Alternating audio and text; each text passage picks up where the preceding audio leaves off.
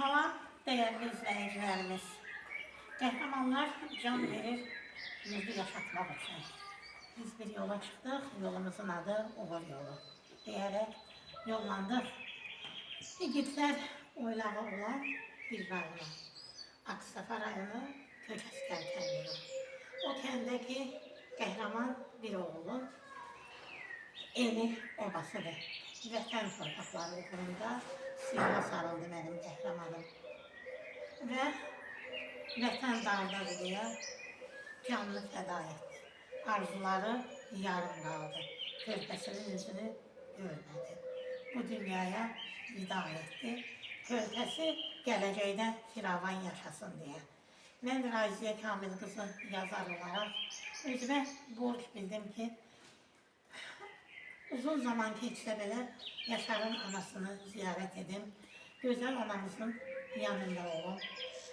Anamıza öz ehtiramımı, şəhidimizə öz ehtiramımı bildirim. Və özümün qələmə aldığım Vətənə can deyən oğul adlı Yaşar haqqında bir yazı yazdım. İstədim ki, qəhrəmanımı oxucularıma belə çatdırım. Vətənin peşiyində duran oğul, silaha sarılan oğul, sinəsini düşmənə sipər edən oğul. Öncə Vətəndir adlı kitabımın qəhrəmanı Yaşar qardaşımız. Mən anamıza Allah'tan səbir diləyirəm. Vətən sağ olsun deyərək, bax, bu kitabı sizə təqdim edirəm. Bu kitabın əlsiyə gəlməsində mənə göstərdiyi dəstəyə görə bizim dəyərli müğənnimiz Manaf Ağayeva, dəyərli Aşıq Mübarizə və Roma Dağıstanlıya öz təşəkkürümü buradan bildirirəm.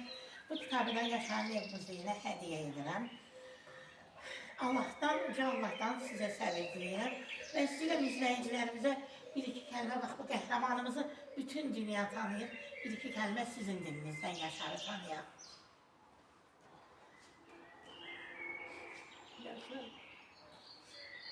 Yaşar'dan danışmanlar çok ağır. Yaşar'a seçsel evlat olmadı. Evladını öldürdük. Yaşar'ın 2 günlük evladı, bir kız evladı dünyaya geldi. Yüzü görmedi.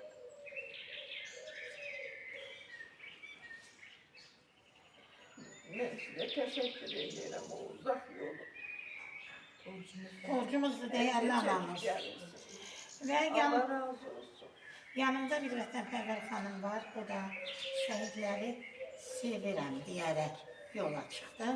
Şəhidlərə olan məhəbbətiyle, onlara olan eşqiyle bu yoldadır. Çalışır ki, uzaq məsafədən gəlib Raşov vilayətindən istədi ki, Yaşarın anasının yanında olub ona mənəvi dəstəyini göstərsin. Buyurun Leyla xanım. Mən də Qəzəxanım sizə təşəkkür edirəm. Hər bir də gözlərindən bəri gəzirik, gələcəkdən bəri bizim borcumuzdur. Bütün şəhidlərin ailəsini ziyarət edək.